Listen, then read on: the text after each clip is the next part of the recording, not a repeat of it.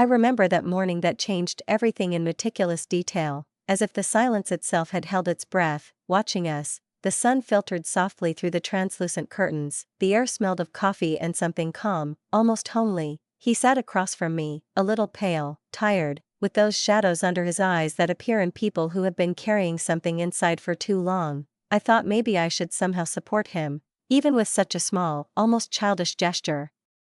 When he turned to the coffee machine, I quickly, almost without noticing it, swapped our glasses and returned to the chair, trying to look as if nothing had happened. Not out of suspicion, not at all, I simply wanted him to feel even a little better.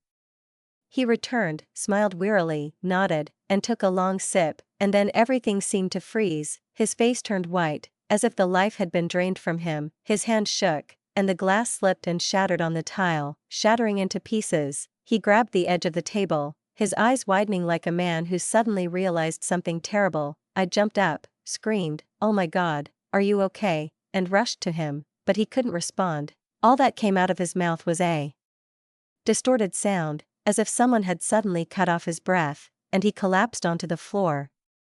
And before we continue, I want to thank you. I'm so glad you're watching this video on my channel. Please let me know in the comments when you listen to stories like this. Do you remember someone in your life? Maybe yourself, someone close, or just a moment when everything suddenly changed. Tell me the first thing that came to mind. I knelt down next to him and grabbed his hand. His pulse was still there, his breathing was ragged, his skin was turning ashen, his heart was pounding as if it wanted to break through his ribcage. I thought about allergies, food poisoning, but one terrible thought pounded in my head like a hammer: stroke, anything but that. With trembling fingers, I dialed 911 and, barely breathing, begged them to come quickly, so that it would all end in a simple fright. He kept opening and closing his eyes, trying to say something, but the words were lost in the air. I propped my head on a pillow and sat next to him, counting his every breath, as if I could keep them alive.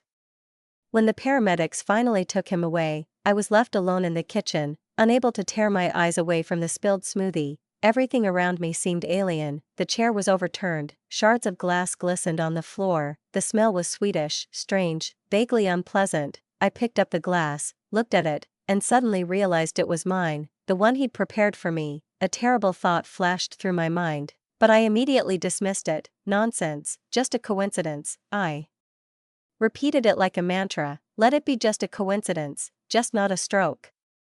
To keep from going crazy, I began walking aimlessly around the house until my gaze fell on my old tablet. Without knowing why, I turned it on, maybe just to distract myself. I scrolled through photos, recipes, and suddenly came across letters, snippets of correspondence, nothing directly related, but with disturbing hints, some additives, warnings to be careful, not to arouse suspicion. It all seemed harmless, but something inside me trembled. I slammed the tablet shut as if it had burned my palms and told myself, "No, you're just making this up." But something inside felt like a crack, a tiny, barely noticeable crack that I knew would only grow larger with time. My name is Agatha Bianchi, I'm 38 years old, I'm a senior architect at Wells & Partners in Chicago. I create homes for other people to live in, and somehow, without realizing it, I'd lost sight of how my own home was crumbling. My husband, Liam, is the one we worked alongside, the one who brought me coffee when I stayed up late drawing, the one who laughed at my jokes, tolerated my breakdowns, and told me I was his inspiration when my project was chosen by a major city developer. He was the first to hug me and say, "You deserve it, Agatha," and I believed him. I believed that we were a team, both in work and in life. That he was as genuinely happy for me as I was for him. That evening, when I first entered his room, the light in the hospital room seemed colder than usual, as if even the lamps were uncomfortable in this space between fear and relief. He lay on a narrow bed, wrapped in a white blanket, and when he turned his head toward me, he smiled, a familiar, almost casual smile, but his eyes remained dead, without light. "I must have eaten something bad," he said, as if trying to convince himself rather than me, and he even tried to laugh, but the laughter sounded hollow and unnatural, as if it had been forced out of him. I nodded, uttered the required words of sympathy, spoke in that soft voice one uses with patients, encouraging them with a light intonation, as if all this were a trifle that would soon be forgotten. But inside, somewhere under my sternum, it was as if someone was slowly scratching with nails. And the more I tried to suppress this feeling, the more persistent it became.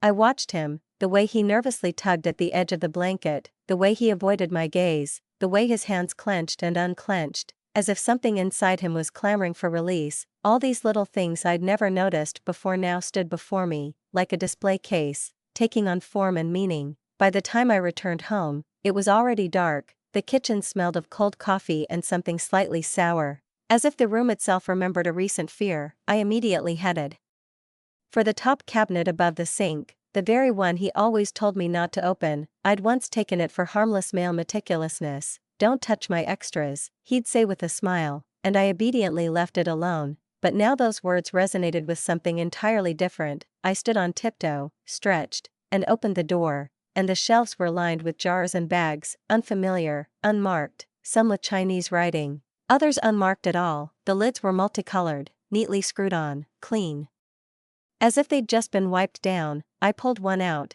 It had the words "Energy Mix" written on it in large letters, and underneath, in tiny, almost unreadable letters, was the warning: "Do not use without medical supervision. Possible side effects: fatigue, dizziness, confusion." The cabinet door slammed shut so hard that the bottle of vitamins fell, rolled across the floor, and came to rest against the leg of a chair. I looked at it and felt a chill run down my spine, as if something in the house had changed forever. If this had been an isolated incident, just a strange reaction, a bad batch, a simple case of poisoning, I probably would have closed my eyes and chalked it all up to a fluke. But I knew it wasn't the first time. For the past few months, I'd been running on exhaust fumes, living in a constant fog, forgetting my card PIN, losing my train of thought mid-conversation, or forgetting why I'd even entered a room. I'd blamed it all on stress, fatigue, age, anything to avoid facing the truth. But now, sitting in the kitchen among the scattered jars and the glassy sound of my own breathing, I suddenly realized, this was meant for me. The thought came quietly, like a breath behind my back, but it echoed like an icy wave inside me. 3 days later, Liam was discharged. The diagnosis on the paperwork read like a mockery: possible allergic reaction, unspecified sensitivity to unknown substances. No one knew anything. He returned home, pale, thinner, but trying to smile, and, as soon as he walked in, he said, "Probably just stress at work. I guess I've been pushing myself too hard." I smiled back, even allowing myself a quiet laugh, as if I believed him, though I already knew he didn't. Something had changed in me since that morning. Beneath the mask of concern, a cold, viscous suspicion grew, now whispering to me in every movement, every word. He was hiding something. I began to notice everything: how he flinched when I dropped a spoon, how he fell silent whenever I unexpectedly entered the room, how his fingers endlessly twirled the cuff of his shirt whenever my gaze lingered on him longer than usual. Once, I would have dismissed this as nervousness, fatigue, simple habits. Now, his every movement seemed like a clue, his every word a code concealing the truth. I tried to immerse myself in my work, but my thoughts kept returning to that morning, to the kitchen, to the spilled smoothie, to his pale face, and to the metallic taste on my tongue, that trembling in my hands, which I hadn't paid any attention to at the time, now burned in my memory. After all, I used to think it was sweet, even romantic, his little energy gifts, as he called them. "You need more energy to perk up, Agatha," he'd say, placing a glass in front of me, and I'd take it, even smile. The taste was strange, bitter, with a metallic note, as if someone had tried to hide it behind banana and honey but failed. Sometimes they left me feeling nauseous, sometimes dizzy, sometimes I'd simply lose the thread of the conversation and want to lie down in the dark to let it all go away. I blamed it on fatigue, deadlines, insomnia, anything but Liam. And now, looking at him, sitting calmly in the living room, with the same gentle smile, I felt everything begin to fall into place, as if someone had finally turned on the light in a long dark room, and the outlines of objects that had seemed safe just yesterday suddenly became frighteningly clear. How would I have explained it to myself then? I probably would have said it was all a coincidence, just an unfortunate coincidence, some absurd mix-up with the ingredients. But once the thought had appeared, it began to grow, like an impossible root to uproot. It stretched ever deeper, tearing apart the soil of the familiar. In those trembling hands, in the slight nausea after each of his gifts, there was something unnatural, something alien, and I continued to fight this guess. unwilling to believe what my mind was whispering, but memory. The trader pulled out one memory after another, linking them into a chain where everything suddenly began to make sense. He always made these drinks himself, never allowing me to help, as if guarding his tiny ritual. If I tried to reach out, he'd get irritated, saying softly but coolly, "No, Agatha, sit down, I'll do it myself, just try it later, it helps you." And I, tired and grateful, always drank. I didn't want to offend, I didn't want to seem ungrateful. I couldn't imagine that there could be danger lurking in the man who held the glass with such concern. Liam and I never had children. When we got married, it seemed distant, almost frivolous. Career first, Agatha, home first, and then everything else, he'd say, and I agreed. The years unfolded into a neat sequence of projects, business trips, deadlines, and silence, Sundays without children's laughter, without sticky hands in my lap, without cereal scattered across the floor. It was as if we'd both silently decided that the train had left the station, without making a scene, without bringing our decisions to light. It just happened, and that was enough. I told myself it was my choice, that I was fine, but lately I'd increasingly caught myself thinking that this choice wasn't a choice at all, but a quiet acceptance, a tribute to circumstances. And if things had turned out differently, if I'd had a child, maybe I wouldn't have been so blind. The days dragged on, viscous and slow. Liam played the role of the caring husband, bringing coffee in bed, cooking dinner, smiling, and I looked at him and saw how there was no warmth in that smile, only habit. He'd memorized every move, every phrase, like an actor stuck in a play, and it seemed he'd long ago ceased to understand why he was performing. I couldn't pretend not to notice it any longer. One morning, he placed the glass in front of me again, pale green, viscous as swamp water. "I made you a smoothie, like always, you said it helped," he said, looking at me as if there was more to it than concern. I looked at him and heard my own voice, hoarse, like someone else's. "Liam, you almost died when you drank it." "I can't, even if it's a coincidence." He frowned, irritation flickering in his eyes, restrained but obvious. "Agatha, it was just a coincidence, you were better off when you drank them. I don't want to see you go downstairs again." I gave in, or pretended to give in. "Okay, I'll have one later, it's just not the time." He nodded, didn't insist, not that time, but the next day, a new glass stood on the kitchen table, then on the nightstand, then by the desk. I never said no, I never made a scene, I simply nodded and said, "Thanks, I'll have one later." He started asking if I really drank them. I laughed, waving my hand dismissively. "Of course I do, just not right away. They're heavy in the morning." But I didn't, not a single one. I poured out every drop. Rinsed the glass, wiped the countertop, cleaned up every trace. He didn't notice, he hadn't noticed yet. I needed answers, real, definitive ones, to understand, was I really losing my mind or was this all real? And one night, when he fell asleep on the couch in front of the TV, his head slumped against his chest, I quietly took his phone and went to the bathroom, without trembling, without hesitation, as if I'd done it 100 times, the password, his birthday, as predictable as he was. The message, I found it, a small, unremarkable notification appeared on the screen, but it left my mouth dry and my fingers momentarily numb. "How much longer will she drink this crap?" someone wrote. A reply came almost immediately, from an unknown number, short and even, like an order. "Don't stop now. Our window is approaching. Just make sure she drinks this every day, even if she objects." I sat there, staring at the screen, as if it might suddenly come to life and explain to me what was going on, as if I stared long enough, the words would switch places and everything would turn out to be a simple misunderstanding. But no, it was crystal clear, no options, no excuses. This wasn't a coincidence, not an accident, this was a plan, cold, calculated, thought out, and Liam wasn't alone in it.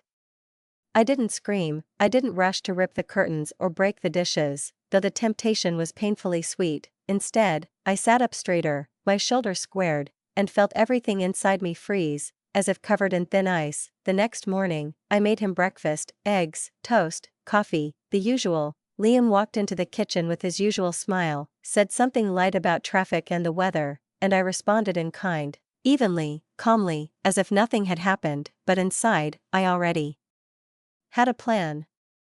First, the house, his office, his sacred territory, where I had no right to enter. If the truth was hidden anywhere, it was there. I waited until he went to the store, and then carefully, almost ceremoniously, opened the door. The room greeted me with the familiar smell of paper and coffee, everything in its place, as if time itself was afraid to move here. I opened the desk drawers, reached behind the stacks of folders and felt the plastic, a container, hidden in the back, inside, a neat stack of small white bottles, no labels, no explanations, no faces. I sat straight on the floor, feeling neither cold nor pain, only a buzzing in my ears. They looked harmless, too harmless, as if someone had deliberately made them that way so that no one would ask questions. I picked one up, turned it over, shook it, a slight rustling, as if sand was pouring inside. Powder, white, dense, alien. Don't smell it, don't touch it, don't be an idiot, I said almost out loud to myself and put the bottle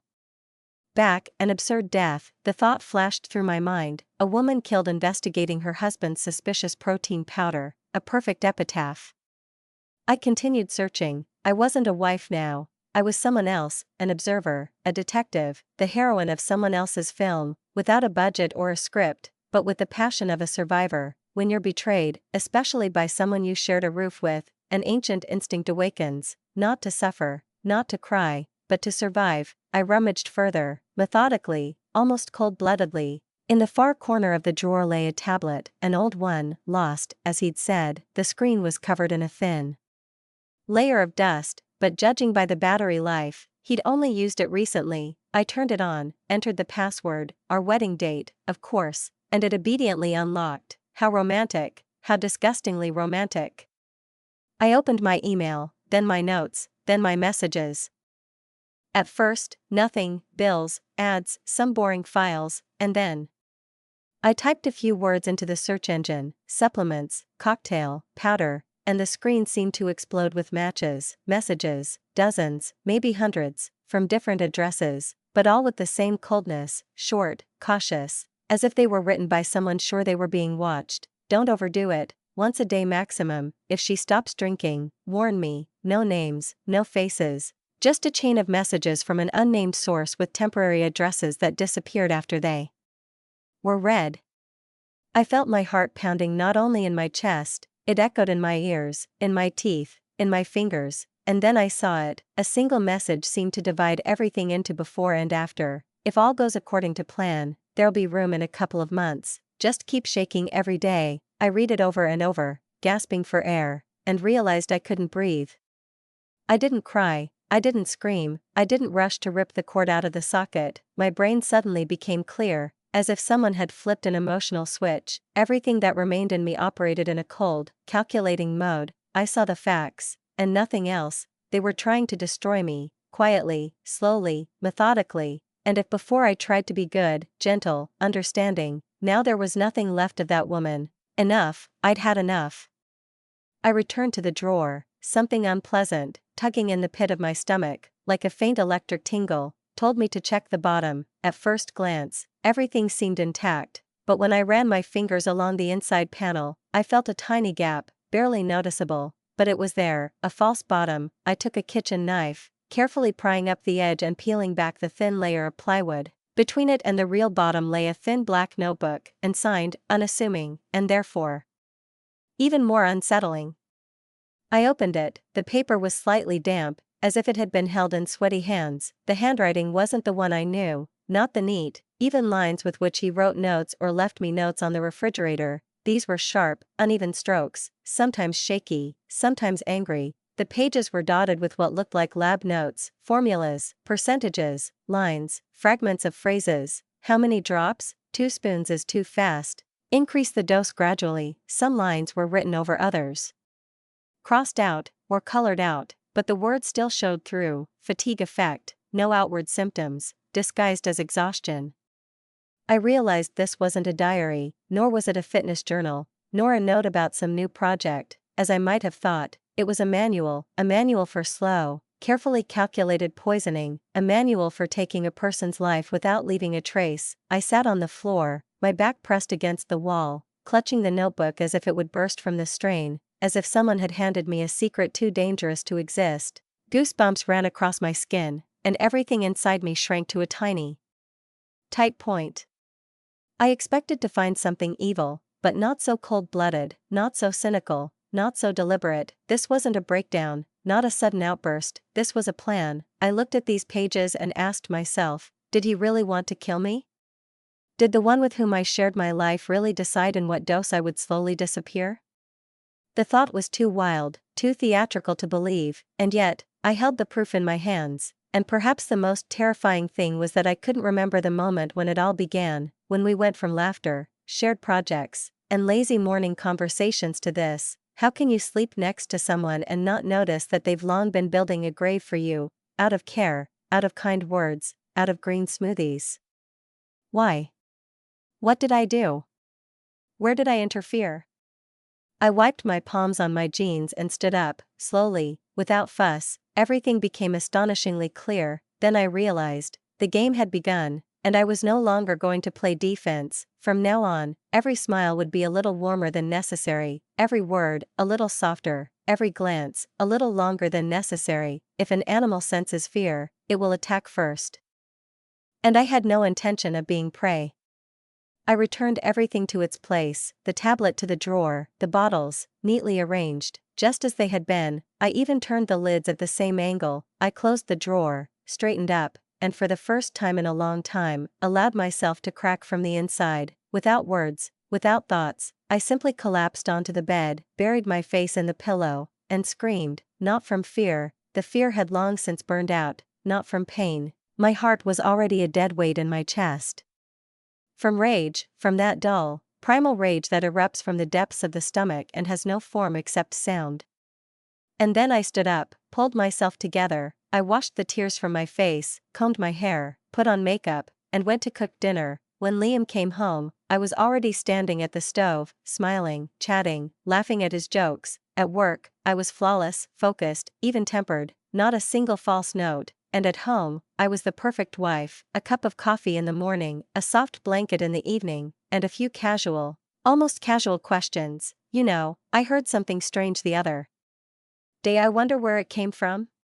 He smiled, but his shoulders tensed, his voice trembled almost imperceptibly. I began to hear between the lines, catching nuances of intonation, pauses I hadn't noticed before. I was learning a new language, the language of lies I didn't want to know.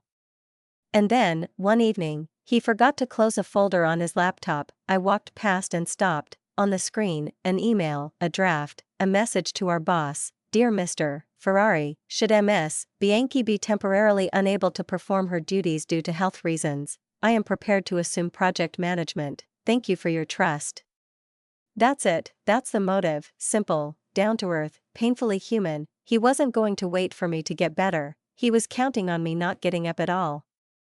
And suddenly I remembered, that evening, when everything seemed fine, although maybe that's when it all went downhill, the party to celebrate my promotion. Everyone was laughing, drinking, clapping, the music was blaring, and even the air was thick with congratulations and false toasts. I remember standing in the center of the room, surrounded by people calling me a role model, telling me I deserved it all. And at some point I caught Liam's gaze, distant, cold, as if he were looking at me through the glass of an aquarium. He stood in the corner, didn't smile, didn't raise his glass, didn't even come over to hug me. I decided then that he was simply tired, or jealous of the attention, or didn't like noise. I felt too good that evening to wonder what was behind it.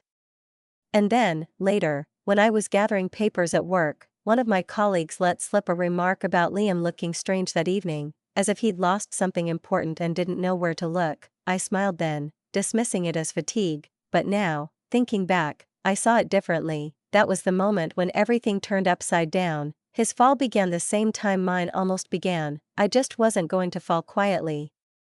I realized, there was no turning back. He had crossed the line, and so had I. If he chose poison, I would choose precision. If he chose deception, I would choose patience. And may the one who remains on his feet the longest win.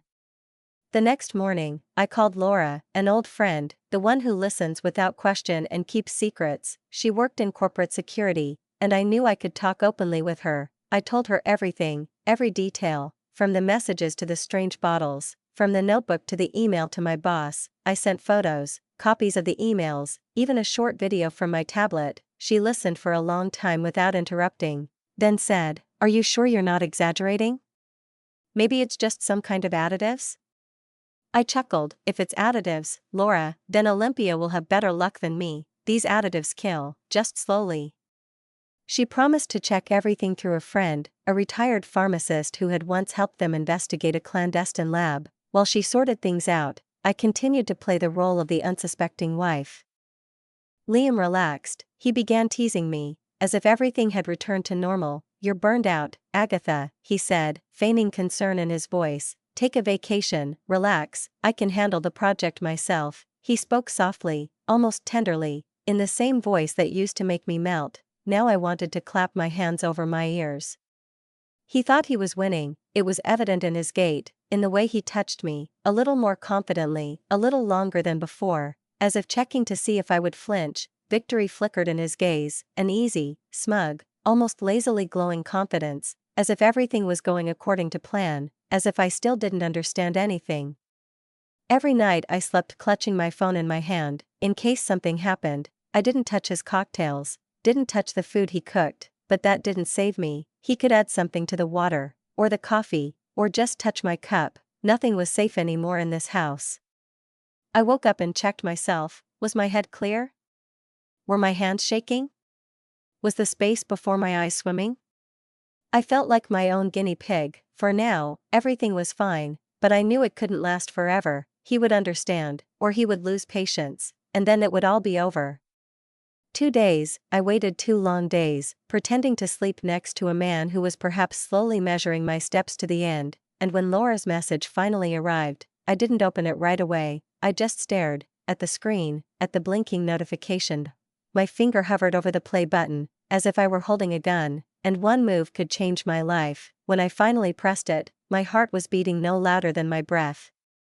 Laura's voice was quiet, businesslike. Agatha, we've checked everything. This substance affects the nervous system. It disrupts coordination, memory, speech, gradually, without pain, without outward signs. You don't die, you just disappear.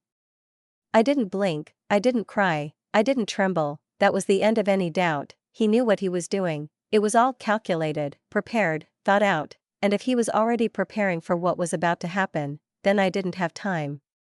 I stood up, no tears, no hysteria, just an inner emptiness, as if everything inside me had burned out. I began to examine the house again, this time, methodically, without rushing. When he left on business, I made my way to his office and, hidden behind a bookshelf, in a toolbox, under a layer of old wires, I found a tattered notebook with a coffee stain on the cover. At first glance, nothing special. But I already knew that behind an innocuous cover, someone's truth always lurks. The handwriting was his, small, clear, familiar down to the last curl. Entries about supplements, heart rate, sleep phases. It all looked almost scientific, too neat to be a mere hobby, too thoughtful to not be frightening. Then I flipped through the pages, and my heart skipped a beat. The handwriting had changed. It became sloppy, almost nervous, the ink pressed against the paper, as if the writer's hand were trembling with impatience or irritation. The lines became denser, and the meaning became increasingly terrifying. These were no longer notes, not musings, but reports, dry, dispassionate, almost clinical. Another person with weakened liver function will experience a decline. Today's dose should accelerate the effect. Increased dosage. She still doesn't understand anything. Full control soon. I read as if I were holding someone else's eyes in front of me. Next came a table, clear, neat, like a project report, only instead of budgets, there were dates of my symptoms, complaints of fatigue, slow speech, interesting, forgot the alarm code. Under the line with the date of his hospitalization, there was a new entry. Increased the dose by 1.5 times. It is safe for her. Adaptation is going according to plan. Reaction, nausea, sweating, dizziness. Recalculate. I realized I was clutching the notebook so tightly that my nails were digging into the cover and my knuckles were white. He was studying me, not loving, not caring, not healing. He was observing. I wasn't his wife, but an object in his experiment, a guinea pig. Living material, and yet, everything around me remained the same. The kitchen clock ticked calmly, the wind rustled outside the window, the neighbors were busy with their trash cans, and all this mundane, peaceful movement of the world was more frightening than even horror itself, because nothing around me had changed, only I knew that everything had long since changed. When he came home late that evening, I didn't even flinch. He said he'd been late at work. He asked how I was feeling. I looked up at him and answered evenly, "Better, thank you for asking." He nodded, smiled, and placed a glass in front of me. "I made this myself," he said. "No supplements, just vitamins." I smiled back, politely, almost softly. "Maybe later, with lunch." He frowned, but didn't press the issue. And I knew I'd won the first round. When he went to the bathroom, I carefully poured the liquid into a glass jar, screwed the lid on tightly, and labeled it with the date. Another sample, another proof. That night, he slept peacefully, quietly, even snoring, as always, but I didn't, not for a second. Everything I'd learned, everything I'd seen and collected, had to take shape. I needed order, clear, like his notes. I opened my laptop and created a spreadsheet, columns and rows, my new allies, dates in one, symptoms in the other, screenshots of conversations, copies of emails, photos of his notebook, the lab report, Laura's voicemail, even a recording of our conversation. It all came together like a mosaic, and next to him was his draft letter to his boss, promising to temporarily assume the responsibilities of project manager due to his wife's deteriorating health. How noble, how thoughtful. I leaned back in my chair, feeling a familiar shudder rise up, and suddenly I remembered a scene I'd dismissed as trivial back then, a corporate retreat, everyone at one table, champagne, waiters, the boss with a microphone. "This year, I especially want to recognize Agatha," he said. "Thanks to her leadership, we've secured a major contract. She's a star." Applause, laughter, approving glances, and then I noticed Liam. He wasn't clapping, he stood to the side, with that strained expression. And someone nearby even gave him a sympathetic glance. I didn't understand why then. Our eyes met for a split second, and I saw a flash in them, brief, angry, like a spark before an explosion. Then I decided I'd imagined it. Now I knew, I hadn't imagined it. Perhaps it was that very evening that he cracked, when the world applauded me, not him. I turned to a new page and wrote down a name, James. I'd seen him in one of Liam's notes. Discuss dosage with James. And then a quote, "Absorption is smoother thanks to digestion, everything is calculated." James Hunter, the assistant, quiet, helpful, always somewhere in the background, the one who brought reports and always smiled when he said, "You look tired, Agatha." At the time, I thought it was just an awkward compliment. Now I knew, it was an observation. I remembered how he once accidentally swapped out the file for my presentation to the board of directors, how he apologized later, looking me in the eye, with a boyish smile, "Oops, didn't know it was urgent," or how he said at the coffee machine, lazily looking at me, "Charisma isn't the only thing that matters, the mind too." Then I laughed, but now I realized, it wasn't a joke, it was a rehearsal for a confession.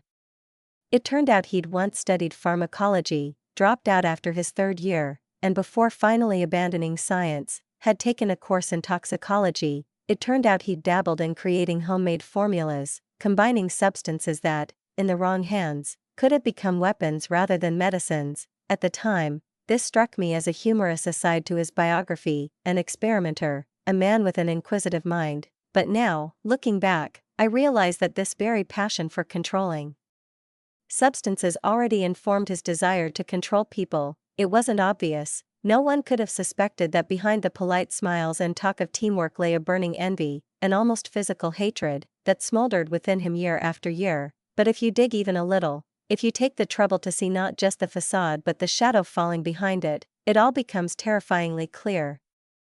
Like after a long sleep, when you suddenly realize the nightmare wasn't a dream, but a memory. He'd been bitter ever since the boss chose me for the very position he'd dreamed of. I remember him congratulating me with a forced smile, shaking my hand firmly, and saying in an all too even voice, "You deserve it." And 3 years later, in court, it turned out that Liam had promised him the same position, a better role, to use their language, and from then on, everything he did was deliberate. Thought out to the last detail. If I'd simply stepped aside then, if I'd allowed men's ambitions to dictate their own dramas, perhaps none of this would have happened. But I wasn't used to giving in. I collected everything, letters, notes, memos, analyses, in a neat folder. No hysteria, no big words, just evidence. The next morning I brought it to the police station, step by step, as if bearing all the pain, all the fear. And when I entered the investigator's office, I said calmly, "I'm not here to check my well-being, I'm here because I want to be protected." I put the folder on the table, Here is the evidence, here is the gist, here are the notes, here is the plan. The investigator silently turned the pages, his eyebrows slowly drawing together. He stopped at the notebook. Is this his handwriting? He asked. Yes, I answered. His words? His wording? Yes, I repeated, feeling a chill rising from somewhere deep within me. Do you understand that this could be considered attempted murder? I understand, I said quietly. A week later, Liam was arrested. They found fake medical documents in his car under my name, diagnosis, treatment, discharge summaries, as if I'd already been in therapy. On a flash drive was a video of him discussing cognitive decline as a management technique. James was arrested that same night. He kept quiet until they found the messages. She can't know this, check the dosage, you're the only one she trusts. The investigation lasted 6 months, half a year of interrogations, examinations, endless subpoenas, lab tests, and that heavy, viscous silence that fills the air when you read between the lines more than is said out loud. Then the publicity began, articles, blogs, headlines. Someone wrote about corporate intrigue, someone about an attempted murder, someone about female power. Liam denied everything, with a stubbornness bordering on madness. It's a misunderstanding, he repeated over and over. With a smile that chilled me to the core. There's no real evidence, she made it all up. Right up until the very end, he clung to his lie like a drowning man to a splinter of wood. Even in court, he allowed himself to look at me with the same smug smile he once used when commenting on my presentations. She's crazy, he told the jury. This is insane. I loved her. I still love her. I tried to help. But the judge looked up and read from his notepad. Another week of liver failure symptoms should begin. Today's dose should enhance the effects. After that, he no longer smiled. Yes, he cried, I wrote that. Because she took it all. You want the truth?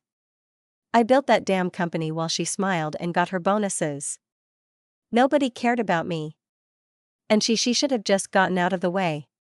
He screamed as the bailiffs led him out of the courtroom, screaming like a man who saw himself without a mask for the first time. Liam and James received full sentences, no leniency, no parole.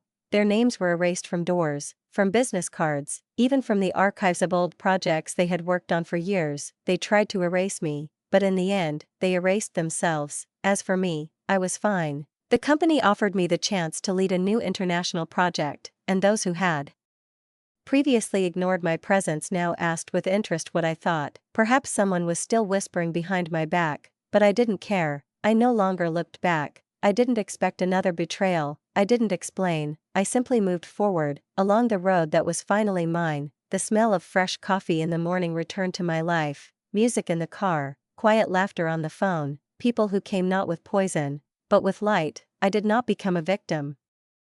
And I did not become an avenger. I just lived, clear-minded, head held high, alive. What do you think? Did I cope? Would you have done anything differently? Tell me, I'm genuinely interested. And if you can relate to stories like these, stay, I have plenty more.